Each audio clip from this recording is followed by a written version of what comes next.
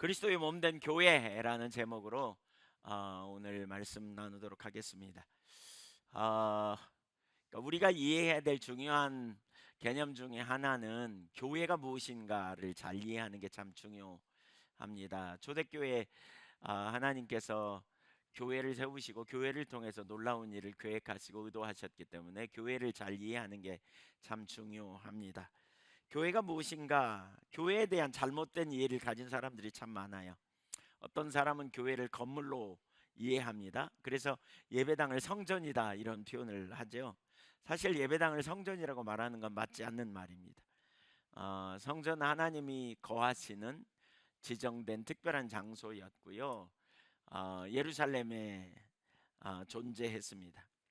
신약시대 교회는 하나님의 성령께서 머무시는, 임재하시는, 예수를 주로 고백하는 모임 공동체가 교회입니다.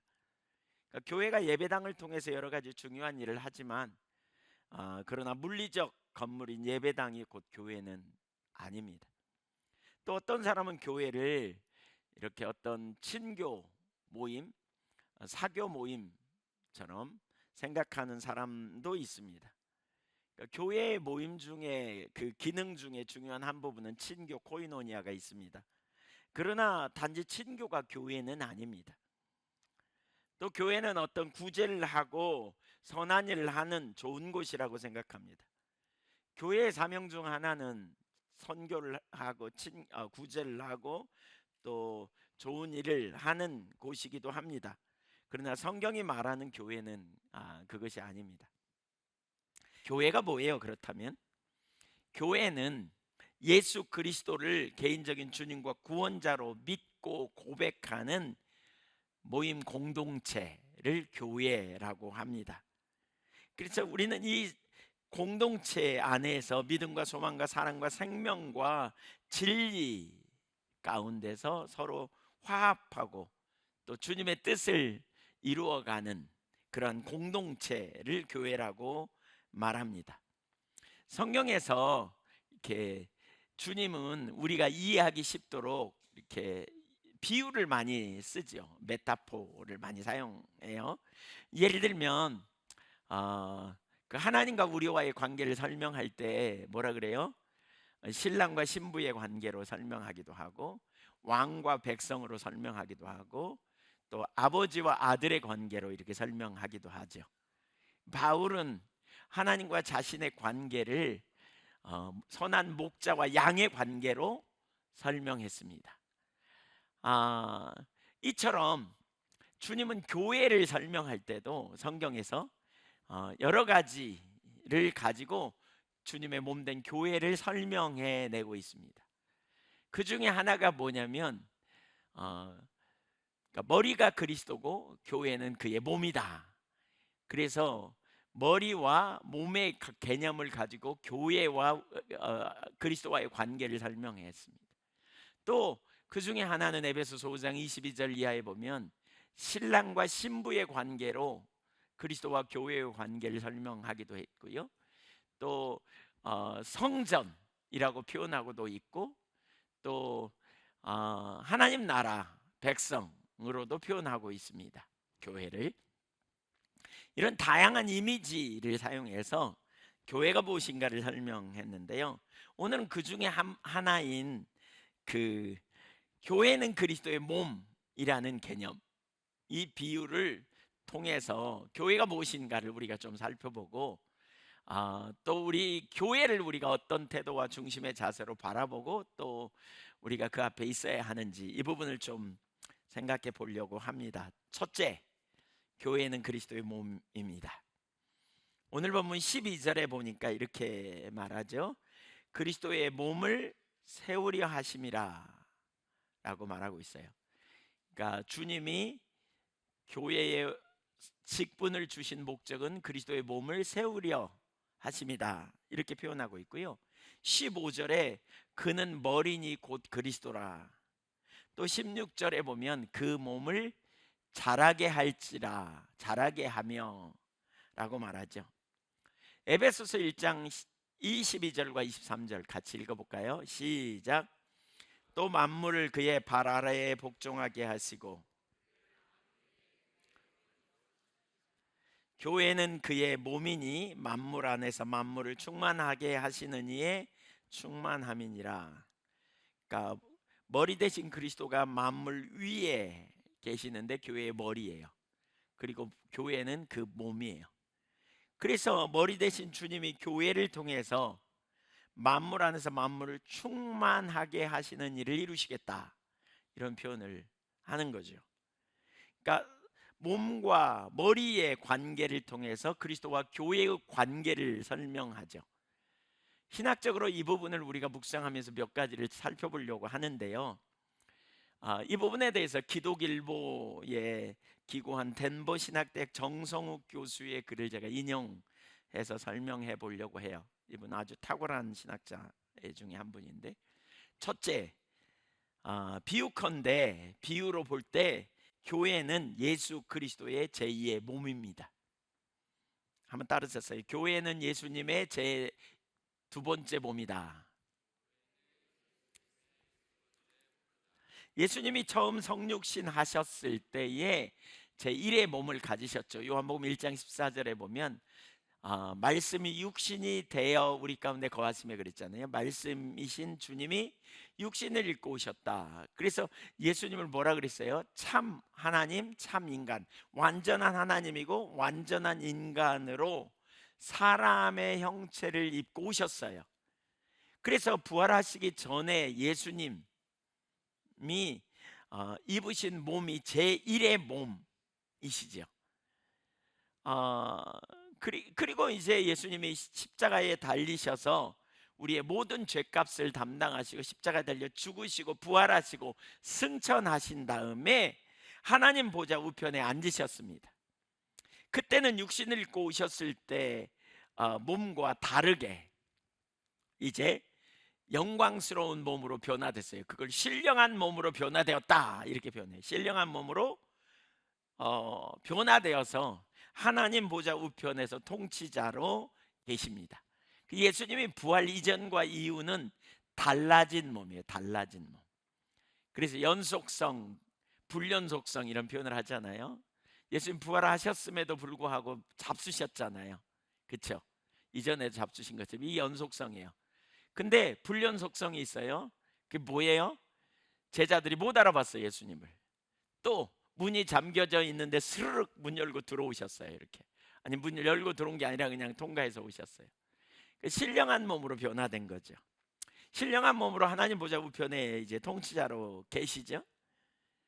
우리를 구원하기 위해서 예수님이 오셨고 첫 번째 몸을 입고 오셨다면, 예수님의 두 번째 목적, 대속을 위해 오셨다면 두 번째 목적은, 예수님이 이 땅에 오신 두 번째 목적은 교회를 세우기 위해서 오셨어요. 그래서 이건 아주 중요한 개념이에요. 첫 번째 오신 것은 우리의 모든 죄를 담당하시고 누구든지 예수를 믿음으로 하나님의 자녀가 되는 축복을 얻게 하셨다면, 두 번째 예수님이 오신 목적은 뭐냐? 주님의 교회를 세우기 위해 오셨다. 마태복음 16장 18절 같이 한번 읽어보겠습니다. 시작. 또 내가 내게 이르노니 너는 베드로라. 내가 이 반석 위에 내 교회를 세우리니 음부의 권세가 이기지 못하리라. 예수님께서 이렇게 말하죠. 내 교회를 세울 것이다. 이 반석 위에. 누구의 교회요? 누구의 교회? 주님의 교회. 예수님의 교회, 주님의 교회. 교회는 주님의 교회입니다. 교회는. 예. 어떤 분이 가끔 그런 얘기해요. 제가 밖에서 얘기하면 목사님 교회는 이렇게 얘기해요. 예. 사실 우리 교회가 아니고 주님의 교회예요. 우리가 주 안에 속해서 주님의 교회. 주님이 주인 되신 교회. 그리고 주님이 세울 것이라 그랬어요. 주님이 세울 거라고. 사실 여러분, 이게 되게 중요한 의미예요. 교회는 누가 세우신다? 주님이 세우신다. 주님이 세우세요. 우리가 세우는 게 아니에요. 주님이 세우는 거예요. 주님이 주도권을 잡고 세우는. 그럴 때 주님이 세우신 교회는 음부의 권세가 이기지 못하는 놀라운 역사가 있다는 거예요. 주님이 당신의 교회를 세우기로 작정하셨어요. 특별히 부활하고 승천하셔서 이제 그 교회를 통해서 그 일을 이루기 원하시는 놀라운 계획을 가지신 거죠. 그런데 이 일은 엄청난 대가를 지불하셨어요. 주님은 이 교회를 세우기 위해 자기 몸을 내어주셨습니다. 에베소서 5장 25절을 볼까요? 시작. 남편들아, 아내 사랑하기를 그리스도께서 교회를 사랑하시고 그 교회를 위하여 자신을 주심같이 하라 그랬죠. 그러니까 교회를 위하여 자신을 내어주셨대요. 부부간의 관계를 그 개념으로 설명하거든요. 남편은 아내를 위하여 자기 자신을 내어줘야 된다, 그런 개념으로 예수님이 교회를 사랑하셔서 교회를 위해 자신의 몸을 내어주셨어요. 자기 몸된 교회를 위하여 사랑하셔서 내어주셨어요. 갈라디아서 4장 20절 후반부에 보면 그러잖아요. 나를 사랑하사 나를 위하여 자기 자신을 버리신 하나님의 아들. 그렇죠? 하나님의 아들이 나를 사랑하사 나를 위하여 자기 자신을 버리셨다. 그래서 하나님이 주님이 개인적으로 우리를 사랑하시지만 나아가 교회를 사랑하셨다. 그래서 바울 사도는 교회를 위해 향해 뭐라고 말하는지 한번 보십시오. 사도행전 20장 28절 같이 한번 성경 구절 크게 읽습니다. 시작. 여러분은 자기를 위하여 성령이 그들 가운데 여러분을 감독자로 삼고 하나님이 자기 피로 사신 교회를 보살피게 하셨느니라. 여러분, 여러분이 교회에서 직분을 가졌다면 하나님이 당신의 피로 사신 교회를 지키기 위해서, 그래서 직분을 주셨다는 거예요. 그러니까 교회가 얼마나 소중한지 몰라요. 얼마나 소중한지 몰라요. 예. 주님이 교회를 얼마나 사랑하는지 몰라요. 바울이 이런 의식을 가졌잖아요. 바울은, 주님은 당신의 교회를 사랑하셨고 그 교회를 세우기 위해 피로 값주고 사셨어요. 자기 몸을 내어주고. 그리고 교회를 세우시기 위해 애쓰시는 분이세요. 그래서 일꾼을 세우신 거죠. 오늘 본문에도 11절 이하에 보면 오중 직분을 주셨다 이렇게 말하거든요. 그가 어떤 사람은 사도로, 어떤 사람은 선지자로, 어떤 사람은 복음 전하는 자로, 어떤 사람은 목사와 교사로 삼으셨으니 12절 이하에 뭐라 그랬어요? 그리스도의 몸을 세우려 하심이라. 그러니까 주님이 세웠고, 교회를 세웠고 교회를 완전하게 세워가고 계시고 그 일을 위해 직분을 주셔서 교회를 세워가는 일을 하고 계신다, 지금 이렇게 말하고 있어요. 그렇게 피로 사신 당신의 교회를 위해 승천하시기 전에 주님이 성령을 보내시겠다고 하셨죠. 그렇게 주님이 제2의 몸이라고 할 수 있는, 주님의 제2의 몸이라고 할 수 있는 교회가 오순절 성령 강림을 통해서 새롭게 힘차게 출발하였고, 교회의 머리 되신 주님은 지금도 성령을 통해서 교회 가운데 임재하셔서 교회를 다스리시고 교회를 인도해 가고 계시다. 이것이 오늘 우리에게 가르치는 분명한 말씀이에요.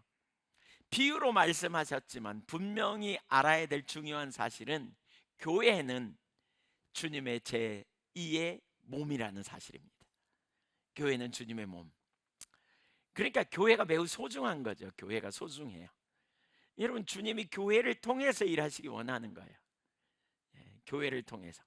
과거에, 그러니까 교회의 개념이 영어로 말하면 유니버셜 처치, 로컬 처치 이런 표현이 있어요.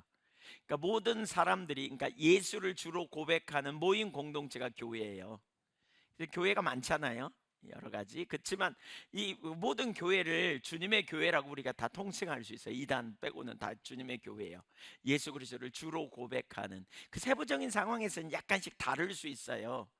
이렇게 뭐 감리교, 성결교, 또 뭐 순복음, 침례교, 또 어디죠? 장로교. 네.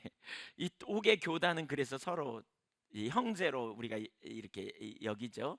서로 약간씩 다르지만 그러나 같은 교회, 이렇게 형제로 여겨요.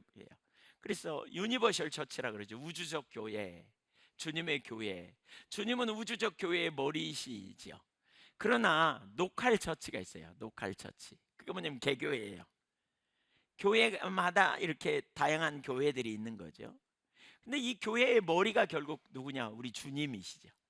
그러니까 모든 교회들의 머리를 주님으로 두면 어떻게 되겠어요? 교회마다 연합되겠죠. 하나 되겠죠. 그렇죠? 주님의 뜻을 담아가는 거죠. 그래서 교회마다 하나님이 주신 뜻을 따라 순종해 갈 때 교회가 주님의 영광을 이루고 주님의 뜻을 이루고 주님의 나라를 넓혀가는, 이게 교회의 의미예요.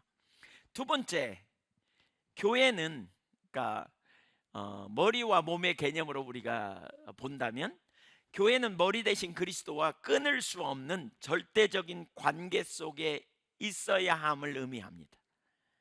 그러니까 머리 대신 그리스도를 떠나서 교회는 존재할 수 있다 없다? 없다 하는 거예요. 그래서 요한복음 15장에도 이렇게 말하죠. 예수님이 나는 포도나무여 너희는 가지니 그랬거든요. 여기서 말하는 너희는 교회 공동체를 의미해요. 예수님이 포도나무이시고 교회 공동체는 가지예요. 그 가지가 포도나무에 붙어 있으면 열매를 저절로 맺는다. 그러나 떨어지면 어떻게 된다? 말라 비틀어진다. 이렇게 표현하고 있어요. 한번 생각해 보세요. 인간의 머리와 몸이 분리되면 무슨 일이 벌어져요? 뭐 표현하기 좀 그렇지만 결국 어떻게 돼요? 죽어요, 죽어. 이처럼 그리스도의 몸된 교회가 그리스도로부터 분리되면 교회는 죽을 수밖에 없어요. 교회는 생명력을 잃어요.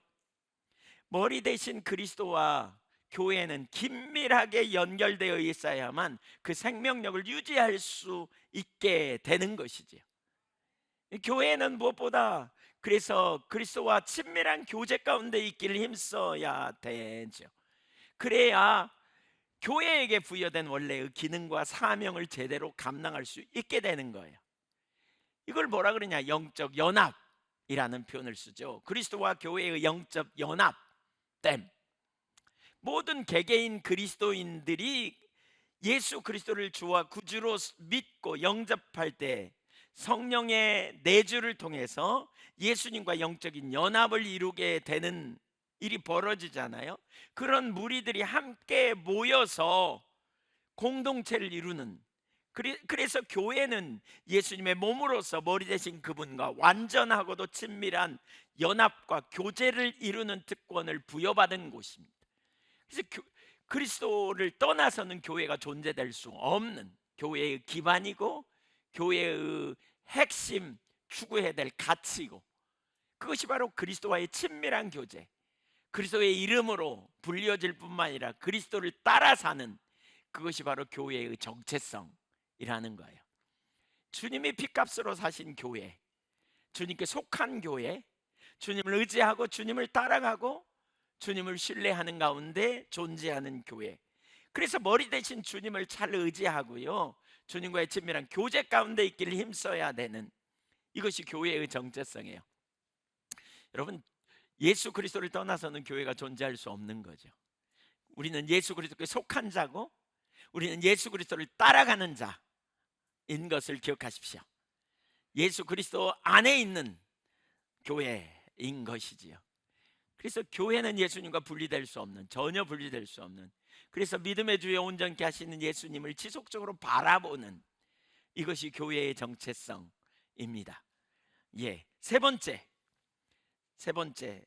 교회가 몸이고 머리가 그리스도라면 교회가 교회로서의 기능을 감당하기 위해서 머리로부터 오는 지시를 잘 받아야 한다는 것이지요.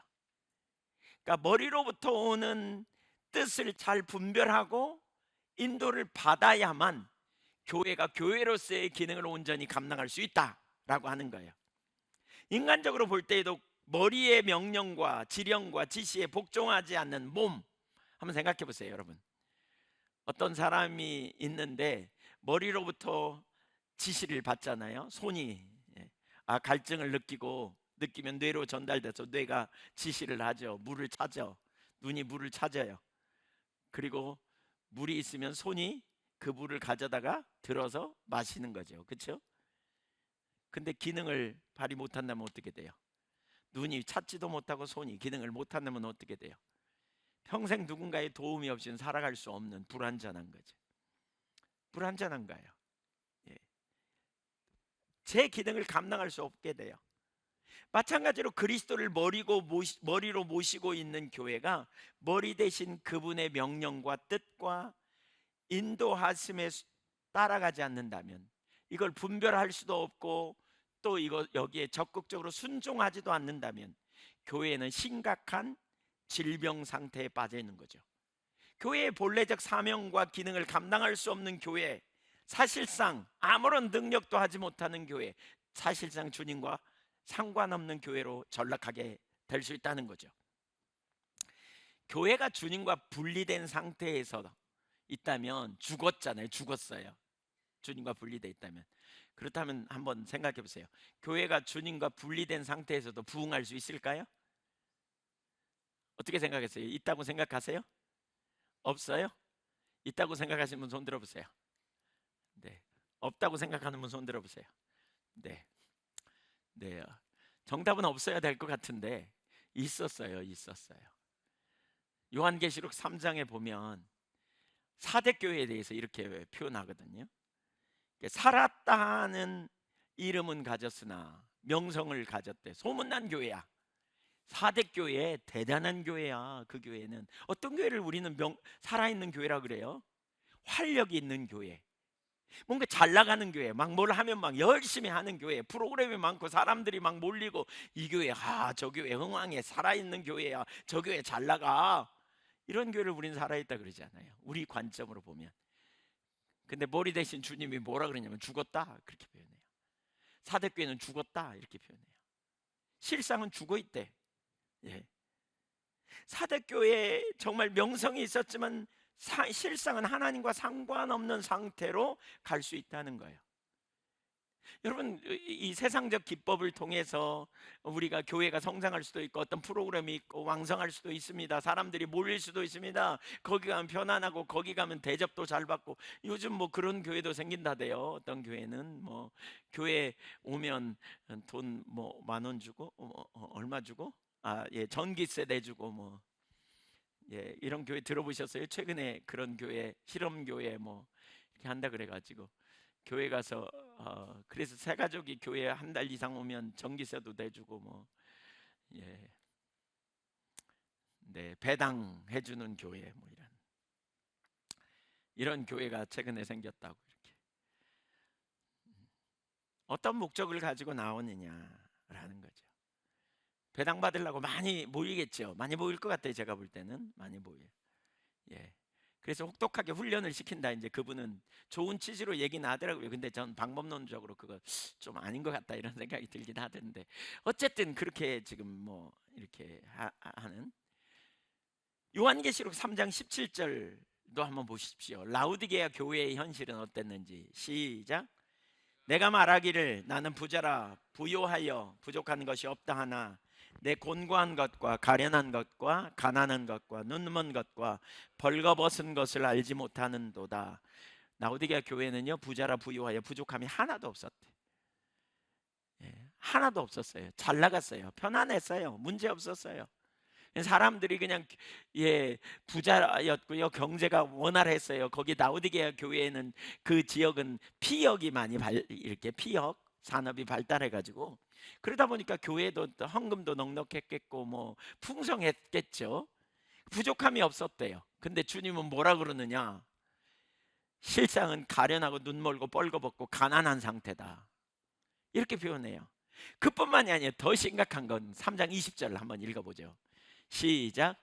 볼지어다 내가 문 밖에 서서 두드리노니 누구든지 내 음성을 듣고 문을 열면 내가 그에게로 들어가 그와 더불어 먹고 그는 나와 더불어 먹으리라.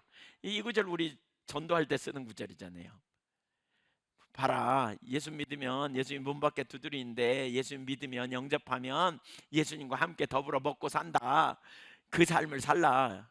근데 이 구절을요, 라우디게아 교회에 주신 메시지예요. 주님이 글쎄 문 밖에 있대. 문 딱 걸어 잠그고 주님 못 들어오게 막아버렸어. 주님께 주도권을 드리지 않는 거예요. 주님의 통치 가운데, 주님의 뜻 가운데 내어드리지 않는 상태에 있는 교회. 그래서 심각한 거죠. 주님이 문 밖에 있는 교회, 얼마나 심각해요. 주님이 문 안에 있는 게 아니라 문 밖에 있는 교회. 하나님 임재도 거치고 능력도 상실된 교회, 너무너무 심각하죠. 뭐가 문제일까요? 예, 부자라 부유하여 부족함이 없다. 이 뭔가 풍성했던 것 같아요. 뭔가 풍성했던 것 같아요. 그래서 신명기 8장에도 보면 하나님께서 이스라엘 백성들을 광야를 통과하게 하신 이유가 뭐예요? 너를 낮추시고 줄이게 하시고 만나를 내리시면서 하나님이 고 생명인 걸 가르쳐 주려고 이렇게 말하다가 8장 저 뒤에 16절 이쪽 뒤에로 가면 그렇게 그들을 광야로 이끄신 목적이 뭐냐면 그들을 가르치려고, 잊어버리지 않게 하려고 이런 표현을 많이 써요. 잊어버리지 않게 하려고. 뭘 잊어버리지 않게 하려고? 주님이 은혜로 그들을 인도하셨음을 잊어버리지 않게 하려고. 우리가 뭐 좀 잘 나가면 자꾸 잊어버려요. 잊어버리지 않으면 어떻게 돼요? 계속 겸손하겠죠. 주님 은혜로 여기까지 왔으니까 앞날도 나는 그분의 은혜가 아니면 안 돼, 이걸 경험하면 나가겠죠. 그런데 자꾸 잊어버리잖아요. 받은 은혜를 자꾸 잊어버리면 우리는 그 다음에 길을 잃어요. 그래서 하나님이 이스라엘 백성들에게 이걸 염려했죠. 그들은 부족함이 없었고요, 풍성했어요. 그러다 보니까 그냥 의식, 인격제 대신 하나님과의 교제보다 의식을 지키는 것으로 전락했죠. 일정한 행위를 잘하는 것으로 전락해 버렸어요. 문제는 머리 대신 주님이 거하시지 않는데 어떻게 교회가 될 수 있겠어요? 더 이상 교회 될 수 없는 거죠. 우리가 기억할 사실이 있어요. 여러분, 머리와 몸의 관계를 잘 생각해 보세요. 주님을 떠나서는 살 수 없다 그랬잖아요. 주님과 떨어져서는 살 수 없는 존재예요. 그래서 우리는 지속적으로 주님과 동행함, 지난주에 나눴죠. 지속적으로 주님과 동행함. 혹시 지난주 설교 안 들었은 분은 꼭 들어보세요. 특별히 제가 화요 모임에 좀 더 업그레이드 해가지고 설교했어요. 예, 유튜브에 찾으면 새물결 선교회 화요 모임 지난주에 제가 했던 설교 꼭 들어보세요. 꼭 교회에 나오다가 잘 안 나오는 열심히 식은 사람한테는 꼭 좀 이거 전해주면 좋겠어요. 우리 신앙은 한번 은혜 받고 끝나는 게 아니라 지속적으로 하나님과 실제적인 교제요, 동행이에요. 동행. 예, 예수님이 또 다른 보혜사 성령을 보내신 것에 대해서도 그 평택대학 김동수 교수님, 신약학 교수인데 그분이 그걸 주석할 때 이렇게 주석했어요. 보혜사라는 말을 그 문맥에 의거하여 가장 잘 번역하는 그러한 표현은 동행자로 번역해야 된다, 이렇게 보는 것이 옳다, 이렇게 그분 주장해요. 카운셀러라고 번역하기도 하고 헬퍼라고 번역하기도 하고 가이드라고 번역하는데 그것은 동행하시는 분이 행하시는 일 가운데, 사역 가운데 하나일 뿐이다, 이렇게 말하면서 동행하기 위해 오신 분이다, 성령님은. 그러니까 우리가 일생 동안 주님과 동행하는 삶이 돼야 되죠. 친밀한 교제 안에 주님과. 이게 몸된 교회가 해야 될 일이에요. 그리고 우리가 주님과 동행하는 삶을 놓치면 안 돼. 근데 이때 되게 중요한 게 뭐냐? 우리는 매 순간마다 그분의 음성을 듣고 그분의 뜻을 분별하여 따라가는 일이 되어져야 돼요. 주님이 교회를 세우신 목적이 있잖아요. 주님이 교회를 세우신 목적이 있어요. 여러분, 우리 이 인근에만 해도 교회가 많아요. 그렇죠? 우리 예양교회가 있지. 저기 또 떨어지면 이름도 비슷한 애양교회가 있습니다. 애양교회. 그래서 가끔 어떤 분들이 예배 중간쯤 헐레벌떡 와요. 그래가지고 나중에 그래요. 누가 가라 그래서 예양교회 찾아왔는데 다른 예양교회 가서 예배드리고 일찍 끝나가지고 점심 먹는다고 그래서 있다가 이 교회가 꼭 아닌 것 같아서 여기 말고 예양교회가 또 있냐 그랬더니 여기 있다 그래서 또 왔다고, 이런 분들이 꽤 있어요. 가까운 예양교회 이름도 비슷하지 않아요? 여기 서강교회도 그 앞에 있죠. 또 뭐 여기 가까운 교회들 뭐 많잖아요. 이 안쪽에 교회가 얼마나 많습니까? 왜 하나님이 교회를 그렇게 많이 세우셨을까요? 여러분, 왜?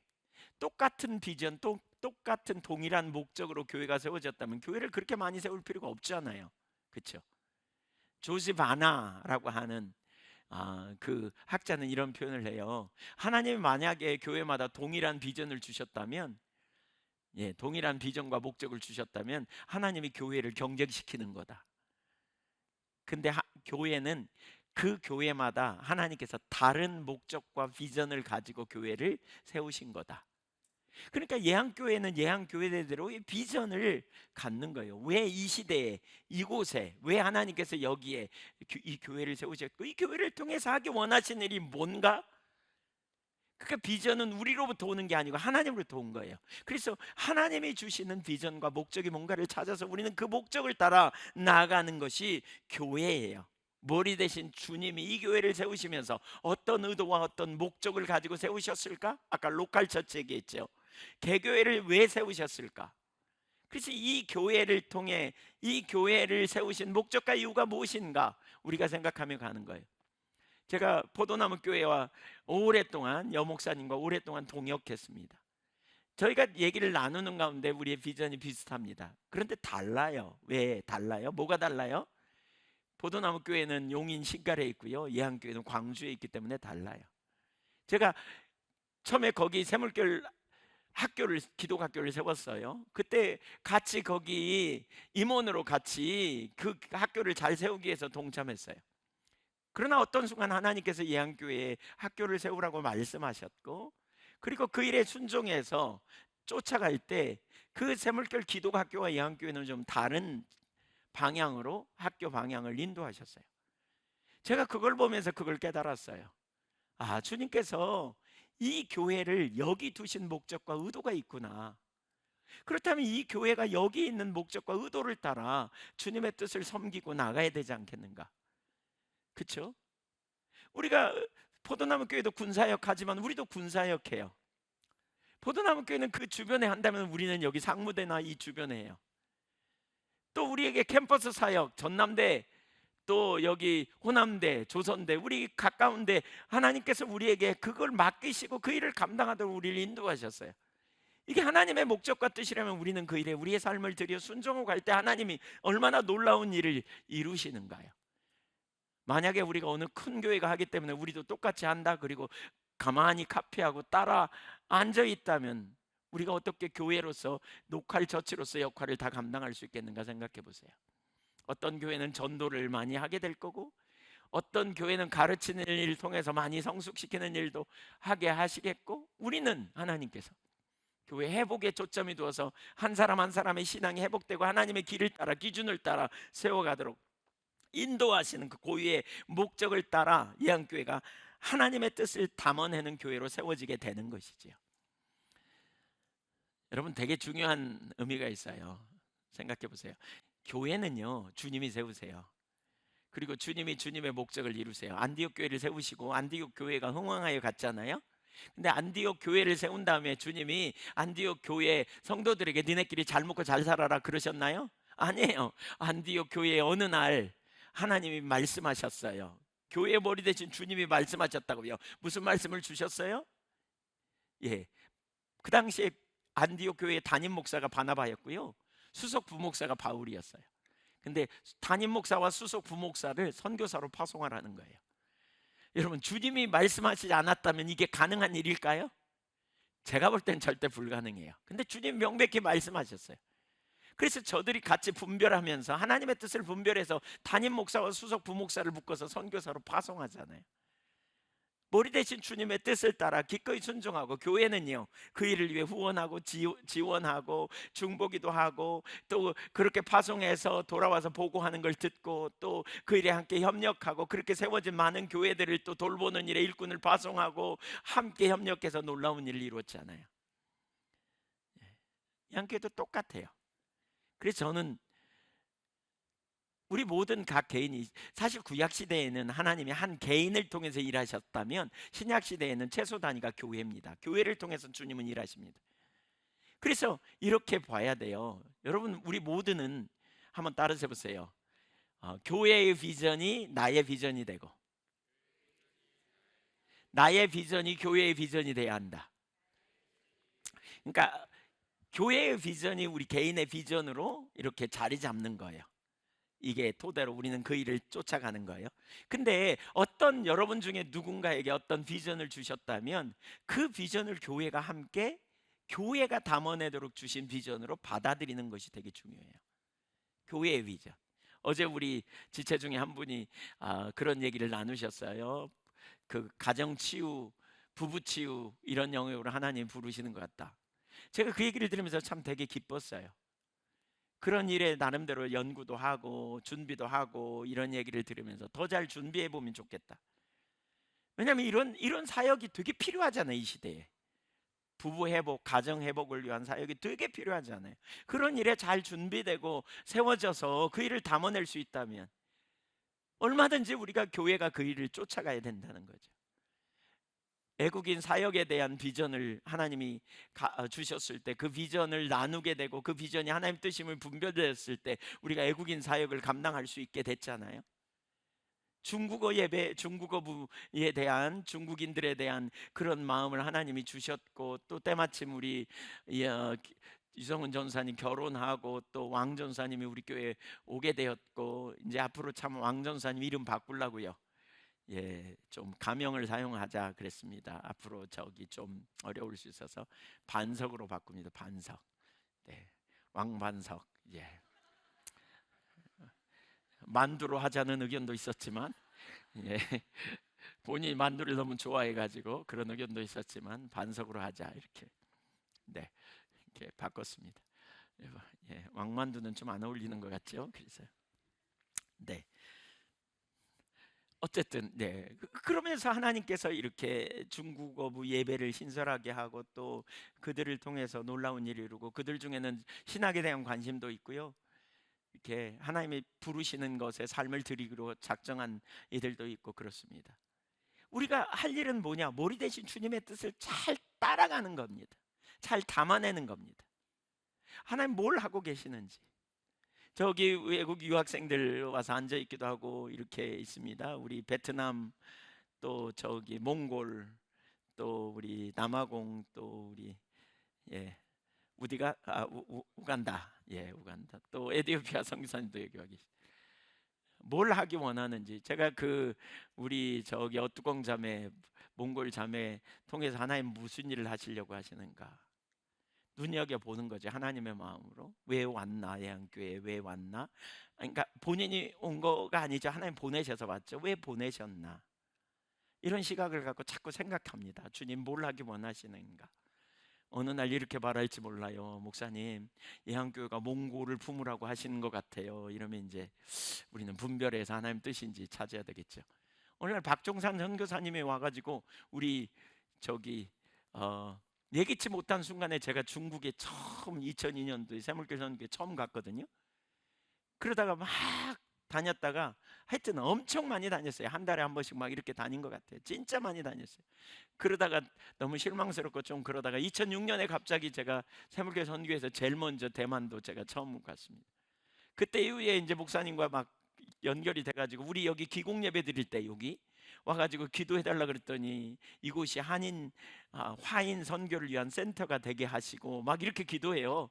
그래서 별말을 다 듣네, 제가 속으로 이렇게 생각하면서 무슨 그런 말씀을 하시나, 그런 기도를 하시나. 근데 결국 하나님께서 우리를 그 자리로 막 인볼브 하시잖아요. 우연으로 여기지 않는, 지금 저는 누가 기도할 때나 무슨 감동이 있다면 우연으로 여기지 않습니다. 왜냐하면 혹시 주님이 그 일을 하시려고 하나? 여러분 중에 어떤 분에게 특별한 감동이 있고 열망이 있고 열정이 있으면 그 영역에 대해서 사람들이 아무도 움직이지 않아도 여러분에게 그 마음을 주시면 저에게 나눠야 합니다. 우리 호남대에 대한 그런 마음도 절대 우연으로 여기지 않고 어떻게 우리가 할 수 있을까, 이런 마음으로 오게 됐어요. 우연이 아니거든요. 이걸 눈여겨볼 때 너무나 놀라운 역사가 있어요. 미국의 세이비어 교회라는 교회가 있어요. 전 세계에서 가장 건강한 교회라고 불리우는 교회예요. 근데 그 교회는요, 교인 수가 120명인데 1년 결산이 1,000만 불이래요. 약 120, 30억 되나요? 1년 결산이. 그 교회 하는 사역이 85가지인가 그래요. 120명이 85가지의 사역을 해요. 근데 그 중에 어떤 사역은 뭐냐, 가난한 자를 위해서 병원을 세웠어요. 병원을 해요. 병원을. 근데 병원을 세우다 보니까 가난한 자들이 많이 오죠. 그러니까 그들을 구제하기 위해서 구제 사역을 또 많이 해요. 왜 여기저기서 물건 받아가지고 그거 나눠주는 거 있죠. 그 무슨 사역이라 그러죠? 그런 사역도 하고요. 그러다 보니까 가난한 자들이 주변에 많이 오니까 그들을 위해 집이 필요한 것 같아. 근데 그중에 그런 얘기를 듣고 어떤 분이 임대 사업을 했어요. 아파트를 지어 가지고 임대 사업을 하던 분이 있었어요. 근데 좀 오래돼서 이제 다 내보내고 다시 리모델링을 하려고 했다가 이 교회에서 그런 일을 한다는 얘기를 듣고 감동을 받아 가지고 아파트 두 채를 줬어요, 교회에다. 그러니까 이제 아파트 관리하고 아파트에 와서 살도록 이런 일을 해주기 시작한 거예요. 사역이 어마어마하게 많아요. 어떻게 그 일을 했느냐? 성령의 인도를 따라 머리 대신 주님이 말씀하시면 순종하고 나가는 거예요. 이제 누구든지 말하면 그렇게 해보라 그러는데 여러분에도 그런 부담이 있으면 여러분이 해보는 거예요. 먼저 해보세요. 예. 근데 하나님이 뒷받침하시면, 하나님이 거기에 앞서가시면 하나님이 분명히 그 일에 뒷받침이 있거든요. 그러니까 거기 인터뷰한 내용을 제가 보면서 보니까 이랬어요. 누군가가 이런 질문을 해요. 와서 묻는데요. 그러면 어떤 사람에게 하나님이 이런 부담을 주십니다 라고 한 것마다 다 이루어졌냐고. 그랬더니 아니라고. 그렇게 안 이루어진 거 많다고. 그러나 하나님이 뒷받침하시고 역사하셔서 수많은 역사들이 일어났다는 거예요. 수많은 역사들. 하나님은 목회자만 통해서 말씀하시지 않으세요. 교회의 모든 비저들이 어떤 그 지체들이 어떤 열망을 가지고 어떤 마음을 하나님이 주시면 그것이 바로 하나님의 어떤 일을 계획하시고자 하는 뜻일 수도 있다는 거예요. 물론 분별이 필요하죠, 당연히.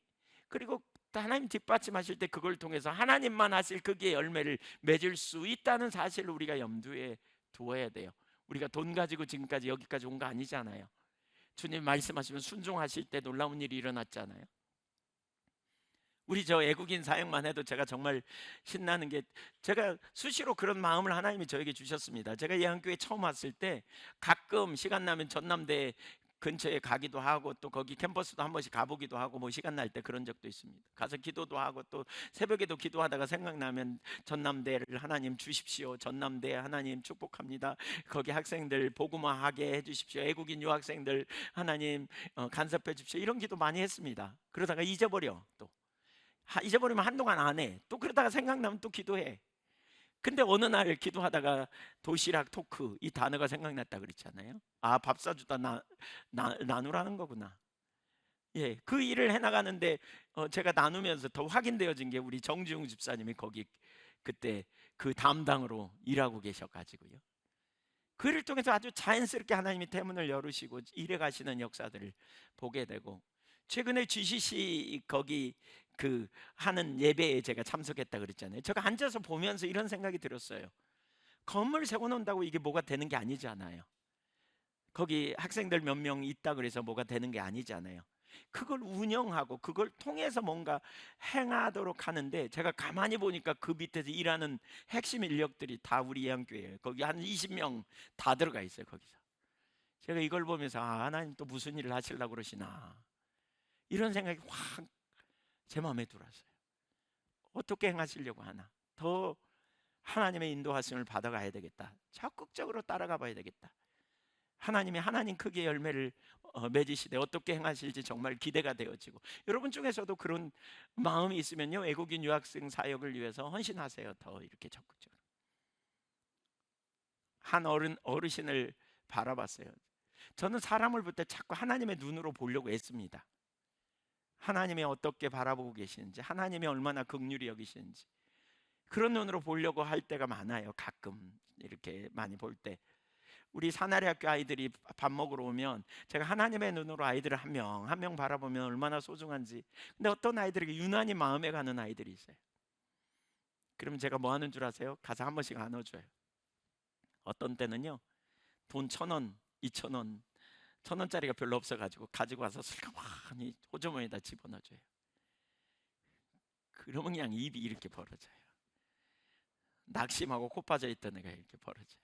뭐 꼭 돈을 줘서 그런 건 아니지만 하여튼 그래서 애들이 저를 좋아하는 것 같아요. 네. 아니 농담이지만 어떤 눈으로 봐냐. 한 번은 어르신들을 제가 바라보는데 정말 그 죽음을 준비시키라는 하나님의 마음을 주셨어요. 그걸 나눠가지고 같이 이미 그 일에 협력하고자 하는 사람들이 여러 명 있으면서 바로 그 일이 이루어져서 오늘날 요양원 우리 하게 되었고, 더 나아가 우리 다음 세대를 위해서 하나님께서 행하실 놀라운 일 중에 하나가 수도원적 공동체가 우리 비전으로 있잖아요. 주님이 모든 일을 주님의 주도권을 잡고 나가는 거죠. 여러분, 혹시 여러분 중에 하나님이 여러분에게 어떤 마음을 막 주시고 기도하면 막 불일들 일어나게 하시고 여러분을 그 자리에 막 초청하시면 하나님이 여러분을 통해서 그런 일들을 이루어 가시되 여러분 개인의 일이 아니에요. 그게 교회에 주시는 비전이에요. 교회가 그 일을 담아내고 같이 분별하면서 하나님 뜻이라면 여러분이 앞장서서 나갈 때 하나님이 뒷받침하시고 이루시면서 놀라운 일을 이루실 거예요. 이게 교회예요. 이게 교회. 교회는 결코 독단적으로 일해서는 안 돼. 주님 없이, 주님 떠나서 전도를 하는 것도 마찬가지죠. 우리 주님의 때에 주님의 방법으로 전도했잖아요. 모든 사람이 때를 어떤지 보든 전도하기를 힘써야 돼요. 그러나 우리는 머리 대신 주님의 인도를 따라가는 일, 그분이 그분의 때에 그분의 방법으로 우리를 이끄실 걸 신뢰하고 나아가는 것, 이게 얼마나 중요한지 몰라요.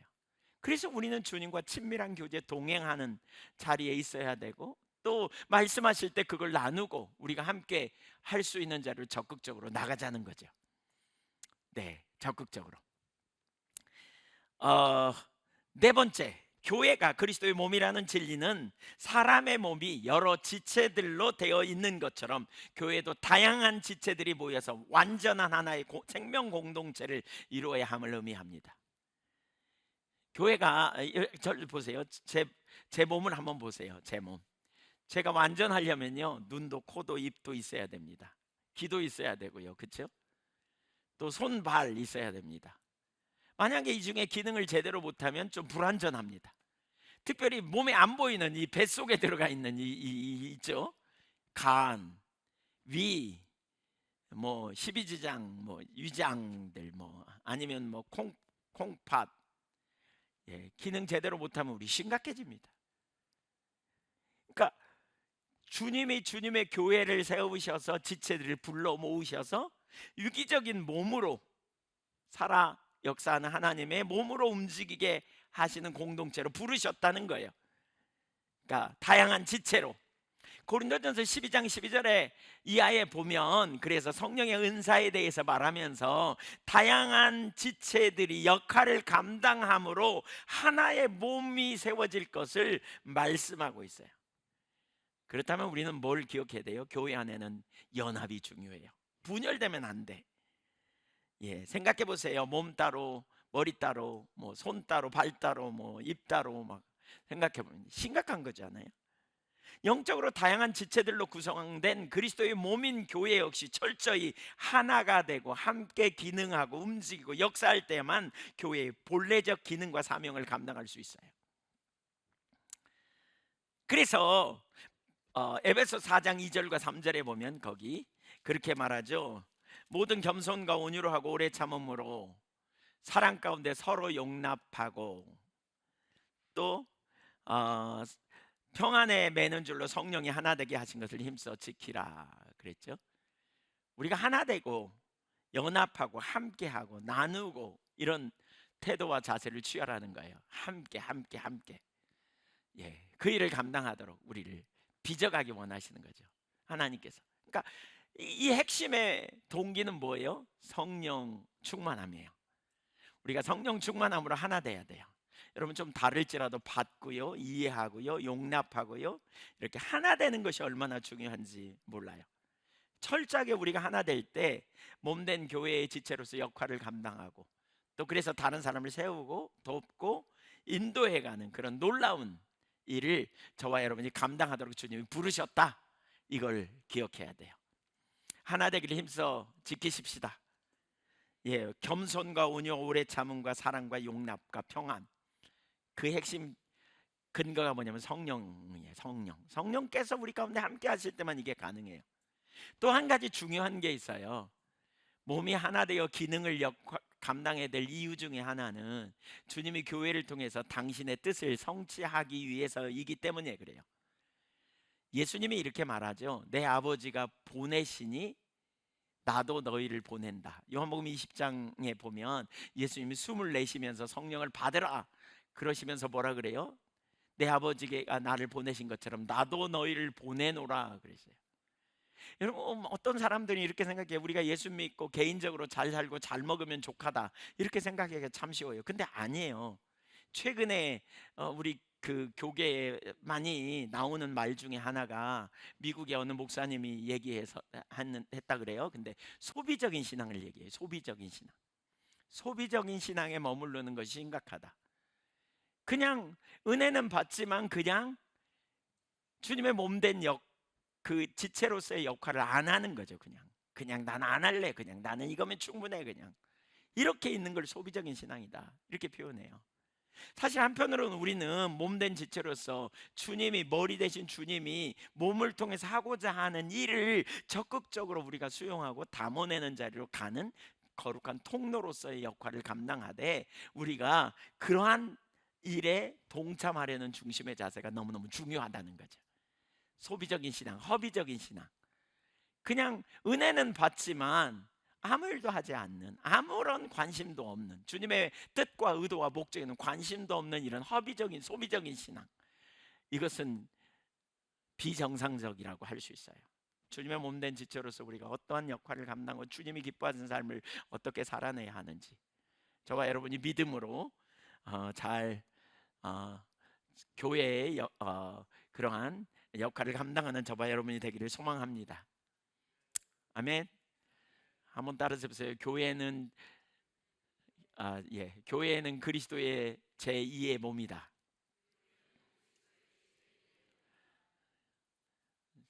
교회는 그리스도의 제2의 몸이에요.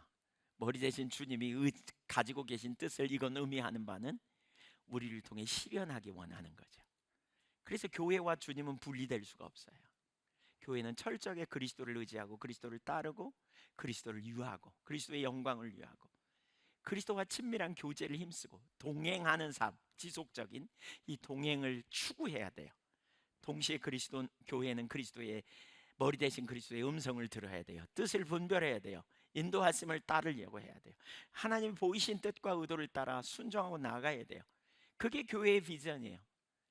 교회의 비전을 우리는 담아내는 통로예요. 그래서 모든 개인은 이미 교회에 주어진 비전을 자신의 비전으로 삼을 뿐만이 아니라 개인에게 어떤 하나님의 뜻을 보이시고 부담감을 주셨다면 그것을 교회에 나눠야 돼요. 그래서 교회는 그 비전을 함께 담고, 교회는 그 비전을 성취하고, 교회는 그 비전을 위해 같이 기도하고 또 주의 뜻을 분별하고 나아가는 일을 해야 하는 것이죠. 우리가 그렇게 할 때 정말 놀라운 일이 일어날 거예요. 정말 놀라운 일이. 예. 그 일을 위해서 우리 모두가 하나 되고, 그 일을 위해서 우리가 적극적으로 연합하고 함께 되는 유기적인 몸을 이루는 그러한 영역으로 가야 한다는 거죠. 저와 여러분이 그렇게 되기를 소망합니다. 두 번째, 주님은 당신의 몸을 세우기 원하십니다. 몸을 세우기 원하세요. 11절 12절 우리가 볼까요? 오늘 본문 에베소 4장 11절. 그가 어떤 사람은 사도로, 어떤 사람은 선지자로, 어떤 사람은 복음 전자로, 어떤 사람은 목사와 교사로 삼으셨으니 이는 성도를 온전하게 하며 봉사의 일을 하게 하며 그리스도의 뭘 세우려? 몸을 세우리 하심이라. 몸을 세우리 하심이라. 아까 마태복음 16장 18절에 내가 내 교회를 뭐하리니? 세우리니. 주님은 당신의 교회를 세우기 원하세요. 이미 세워졌다 이렇게 말하고 있지 않아요. 세워가는 거예요. 계속해서 세우기 원해요. 그래서 일꾼들을 세우신 거예요. 교회에 리더들을 세운 거예요. 사역자들을 세우신 목적이 뭐냐? 사역자를 드러내려고, 사역자 밥벌이를 위해서가 아니에요. 교회를 세우려고요. 당신의 몸된 교회를 세우려고. 여기 세운다는 말은 건축한다 그 말입니다. 건설하는 거예요. 건물이 세워지듯이 한 사람 한 사람을 세워서 주님의 몸을 세우는 일을 하는 거죠. 이게 직분의 목적이에요. 우선 은사 12장 7절 이하에 보면 은사는 하나님의 선물인 것을 말하죠. 위로부터 내려온 선물이에요. 그리고 하나님의 주권이에요. 그리고 이 모든 은사를 통한 직분이죠. 직책의 궁극적인 목적은 교회 안에서 일이 여러 가지로 분담되어 또한 나누어서 그들이 해야 될 일은 성도를 온전케 하기 위함이다, 이렇게 표현해요. 첫 번째 할 일은 성도를 온전케 하는 일. 누가 성도입니까? 우리가 성도입니다. 우리가 성도입니다.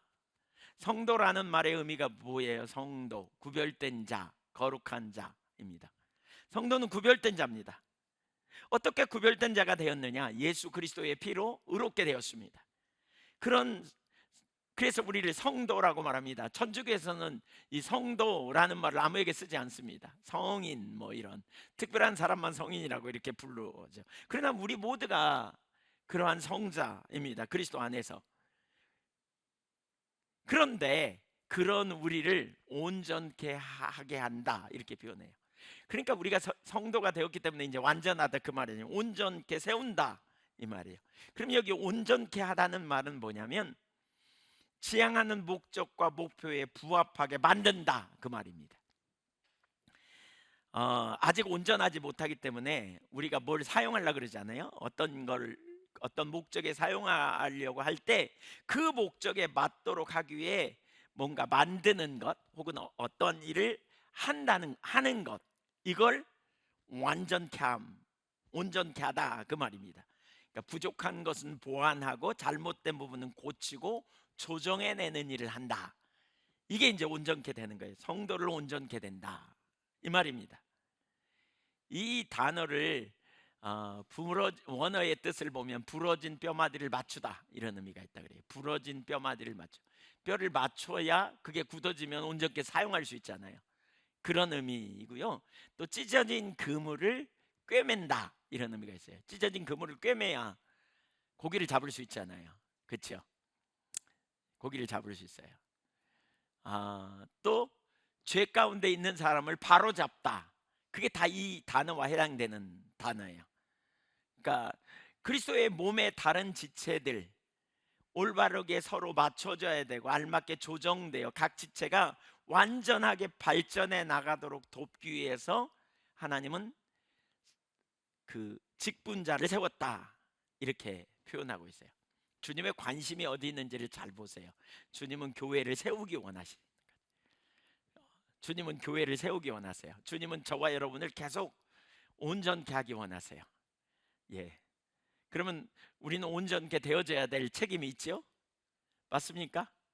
예, 맞아요. 우리는 그냥 이제 구원받았으니까 이제 우리를 쓰실 거다 아니에요. 하나님은 우리를 빚으시고요, 우리를 세우실 거고요, 우리를 만들어 가실 거고요. 에베소서 5장 26절과 27절도 보세요. 주님이 자기를 내어 주셔서 핏값으로 교회를 세우셨거든요. 신랑이 신부를 위하여 자신을 주신다. 그러니까 예수님이 교회를 위하여 자신을 주심같이 이렇게 말하잖아요. 그런 다음에 뭐냐? 26절과 27절 에베소서 5장 이렇게 말해요. 읽어볼까요? 시작.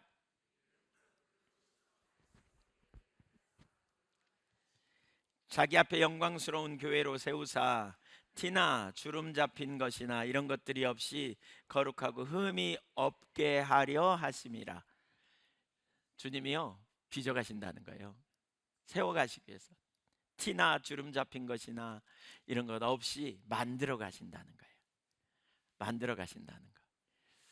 제가 최근에 내기를 요즘 이제 좀 연구해야 되겠다는 마음을 하나님이 주셔서 내기서를 좀 보고 있거든요.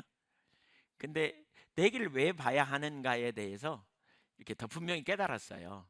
그 에스라 신학대학원의 김덕중 교수님, 우리 교회에도 여러 번 와서 설교하셨어요. 제 그 친구인데 이제 그분이 쓴 책을 보니까 거룩이라는 책을 썼는데 그 책에 보니까 이렇게 말하고 있어요. 거룩 내기의 주제는 거룩인데 이 내기에 쓰여진 목적이 있다. 그렇게 말하면서 그러니까 출애굽기 19장에 이스라엘 백성들을 시내산으로 인도해서 시내산에 도착하자마자 하나님이 주신 메시지가 있거든요. 이게 모세오경의 기획적인 의도로 주신 말씀이다 이렇게 표현해요. 기획적인 의도, 모세오경의 전체적인 하나님의 의도가 담겨져 있는 말씀이다. 그러면서 거기 6절에 보면 하나님이 주신 약속 중에 하나가 제사장 나라가 되며 출애굽기 19장 6절 거룩한 백성이 되게 하리라 그랬거든요. 되리라, 하나님이 이렇게 만들겠다. 근데 그 일을 만들기 위해서 내기를 주셨다는 거예요. 내기. 그래서 내기의 전체 주제는 거룩이에요. 그러니까 자 보세요. 하나님이 우리를 쓰시기 전에 거룩해 하신다는 거예요. 거룩해. 누구 백성답게? 하나님 백성답게. 제가 보니까 많은 사람들이 부르심을 받는데, 부르심은 받아서 비전을 받는데 잘 쓰임 받기 위해서는 빚어지는 과정이 필요하더라고요. 인격이 빚어져야 돼요. 그래야 좋은 인격적 관계를 통해서 주님의 뜻을 담아내요. 인격적으로 성숙되지 않으면 상당히 문제가 생기더라고요. 그러니까 하나님 빚어 가시는 거예요. 하나님 사람들을. 바로 내기가 그걸 다루고 있다는 거예요. 그래서 5대 제사법을 얘기하기도 하고, 거기 보면 성속의 문제, 제사장이 어떤 자세를 취해야 되는지 이런 부분들을 가르치잖아요. 바로 그 일을 하기 위해 내기를 하나님께서 주셨다. 근데 우리가 교회를 하나님이 주님이 세우시고 교회로서 그러니까 머리 대신 주님의 뜻을 담아내는 교회라면 그 일을 감당하기 위해서 지금 우리를 뭐 하신다? 거룩해 하시는 일을 하신다는 거예요. 최근에 하나님께서 이모점으로 여러 사람을 통해서 주신 메시지예요. 저에게도 마찬가지고 우리를 거룩하게 빚어가시는 일을 이루시는구나. 더 거룩하고 더 정결하고 더 겸손하라고. 주님의 예한교회에 주신 비전이 되게 많은데요, 그 비전이 성취되는 일을 누구를 통해 하시겠다는 게 예한교회에 주신 비전인데 성황교회 식구들이 와서 해요?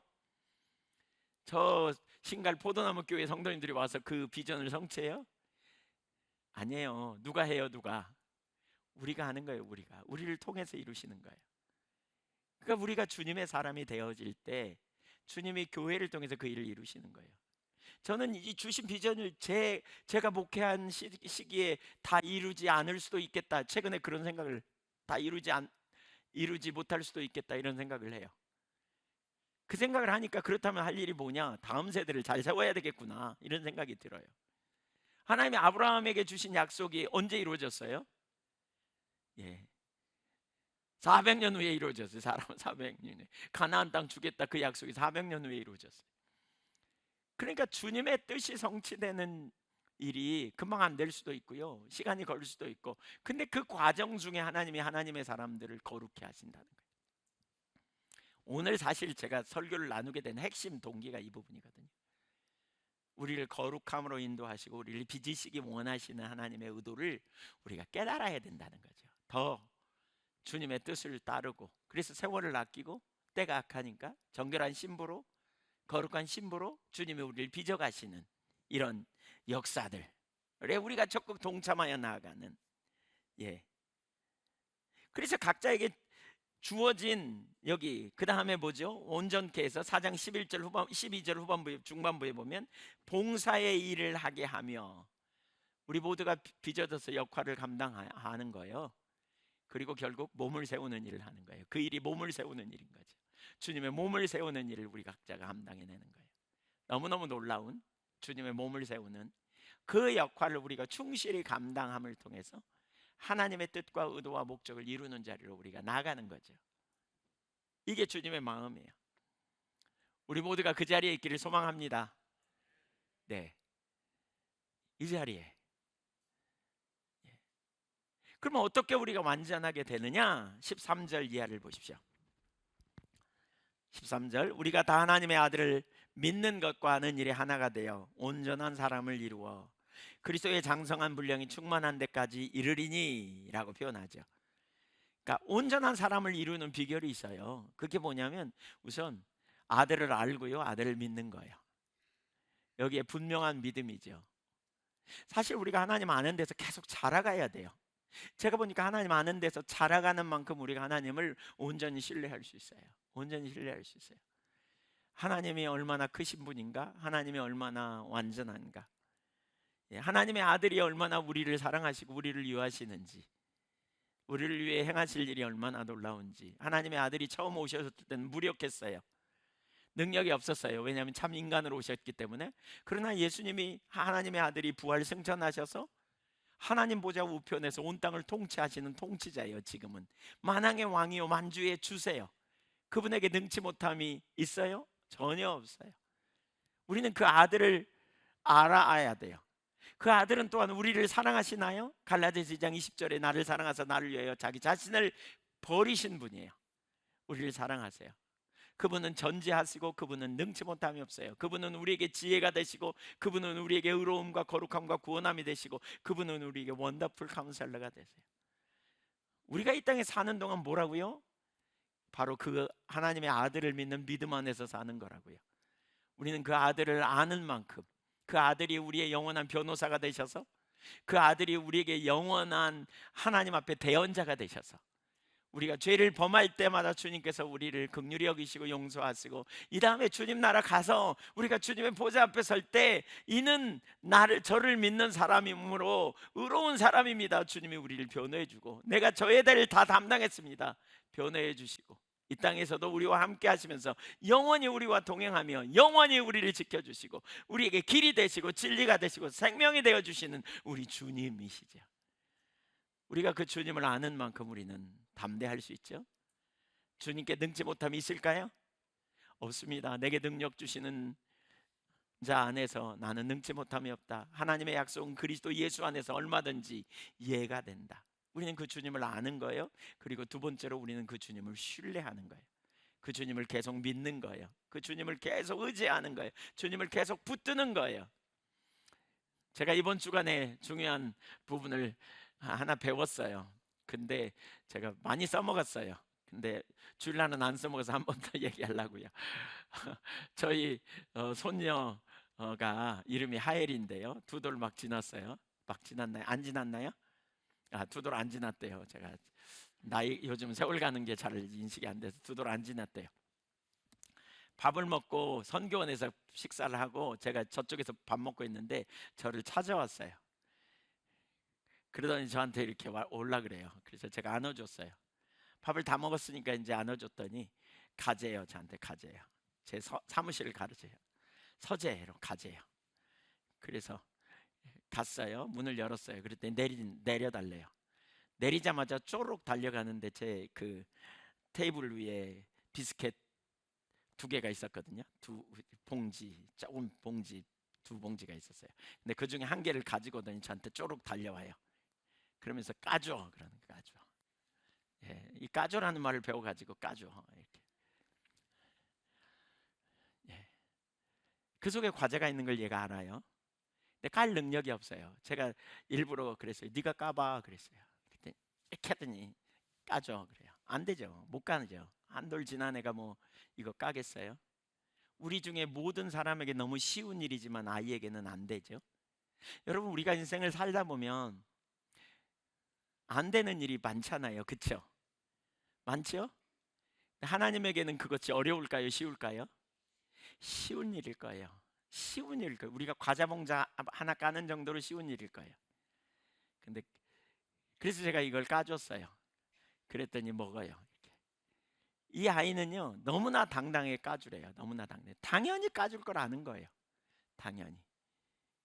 제가 그걸 보면서 참 믿음도 좋다 이런 생각이 들었어요. 너 믿음 참 좋구나. 예. 제가 까주기 전에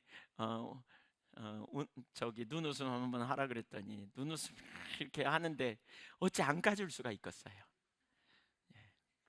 그냥 그냥 이쁜 짓을 하는데 그냥 안 까줄 수가 있나요? 얼른 까서 줬죠. 그랬더니 그걸 받아 먹어요. 아니 그냥 먹어요. 먹고 돌아다니다가 이제 다 먹어버렸어. 다 먹었어요. 그러더니 또 하나 갖고 왔어요. 또 까주래요. 제가 까줄까요? 안 까줬어요. 왜냐하면 너무 많이 먹는 것 같아서 안 까줬어요. 때로 우리 주님 앞에 우리가 가되 기도하고 응답 주실 걸 신뢰해요. 너희가 악할지라도 자식에게 좋은 걸 줄 알거든. 여러분 여러분의 자녀에게 좋은 걸 주려고 그러잖아요. 할아버지가 되니까 또 자녀 때는 잘 몰랐던 더 애틋함이 있는 것 같더라고요. 그렇죠? 할아버지 되신 분들 그렇죠? 네, 네. 할아버지 할머니 더 주고 싶지 않아요. 악할지라도 자식에게 좋은 걸 줄 알거든. 하물며 구하는 자에게 너희 하늘 아버지가 진짜 좋은 것을 주지 않겠느냐. 제가 이걸 보면서 야, 얘에게서 믿음을 배우는구나 내가. 제가 그런 생각이 들었어요. 여러분 여러분이 알고 있는 하나님은 여러분에게 당연히 주실 거라고 여겨집니까?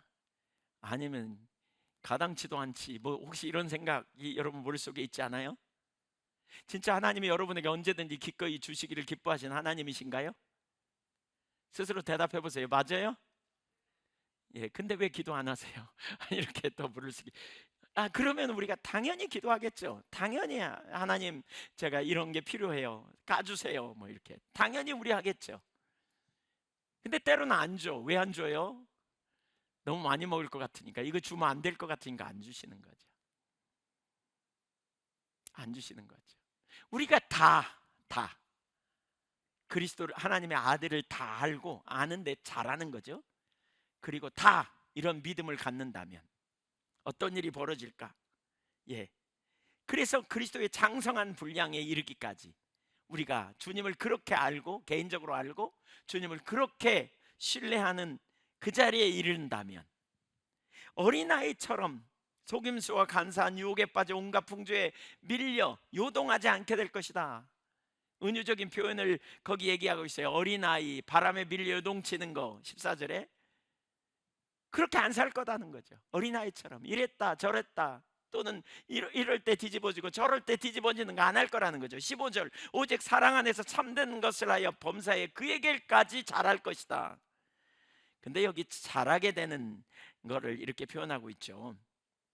오직 사랑 안에서 참된 것을 하여라는 말, 여기 참된 것을 하여라는 말은 이렇게 번역할 수 있어요. 대부분의 영어 번역이 그렇게 번역되어 있는데 사랑으로 진리를 말하고 살면서라고 번역할 수 있어요. 표준 세 번역이 그렇게 번역해요.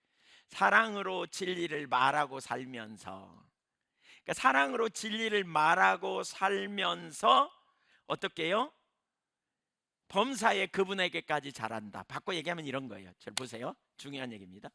우리가 그분에게까지 잘하는 비결은 뭐냐면 사랑, 그리스도와의 사랑 안에서 또 이웃을 사랑하는 관계 가운데 이 사랑 안에서 모든 일을, 모든 것을 진리를 따라서 실제로 행동하는 가운데 하나님을 경험으로 알게 되는, 그래서 잘하게 된다는 거예요. 이 진리에 동의하는 삶을 얘기합니다. 이렇게 체험적인 삶으로 잘하게 될 거다 이렇게 말해요. 범사에 그에게까지 잘하는, 이 주님의 의도예요. 저와 여러분이 온전케 되어 봉사의 일을 함으로 그리스도의 몸을 세우는, 비전을 담아내는데 역할을 감당하도록 우리가 부름받고 빚어지는 과정에 일이 필요해요. 그래서 16절에 보세요. 결국 우리는 어떻게 되냐? 그에게서 온 몸이 각 마디를 통하여 도움을 받음으로 연결되고 결합하여. 한번 따라해주세요. 우리가 서로 연결되고 결합되어 누구에게까지? 그리스도에게까지. 그래서 각 지체의 분량대로 역사함으로 몸을 자라게 한다는 거죠.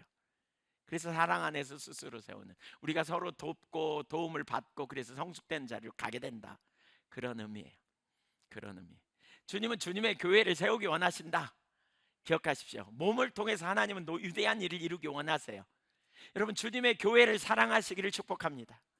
소중히 여기세요. 교회 비판 함부로 하지 마세요. 어떤 교회가 문제가 있어도 함부로 비판하지 마세요. 주님이 마음 아파하실 거예요. 교회를 부정적으로 얘기하는 일 조심해야 돼요. 우리가 주님의 교회예요. 제2의 몸이에요. 주님 되게 못생겼네 뭐 이렇게 말하는 것과 똑같아요. 주님의 교회를 우리가 사랑하고 우리가 그 교회로서 주님과 지속적인 동행을 열망하고 그리고 그분의 음성을 듣고 순종하여 따라가되 우리 모두가 지체가 되면서 그래서 서로 자라가고 세워지게 될 때 주님께서 주님의 교회를 통해서 이루실 일은 가히 상상할 수 없을 만큼 크고 놀라운 역사를 이루어 주실 줄로 믿습니다. 세월을 아끼십시다. 저와 여러분이 더 거룩해 되기 원하는, 하나님이 2000년도에 제가 예한교회에 처음 왔을 때 하나님께서 주신 분명한 약속이 있어요. 내가 내 능력으로 이 교회를 세울 것이라고 했어요. 저는 주님이 그 능력으로 오늘날에도 역사하셔서 반드시 주님의 교회를 세울 거라고 믿어요. 세워진 교회, 머리 대신 주님의 뜻을 온전히 담아내는 교회, 내가 보내심을 받은 것처럼 내가 너희를 보내노라. 그래서 주님이 우리를 보내어서 주님만 하실 그 일을 담아내고 주님의 뜻을 이루고 주님의 영광을 드러내서 주님의 나라가 넓혀지고 주님의 뜻이 회복되어지고 세워지는 놀라운 역사가 이루어지는 귀하고 복된 교회로 예한교회가 세워지기를 소망합니다. 우리가 그러한 지체로서 살아가기를 간절히 소망합니다. 기도하겠습니다.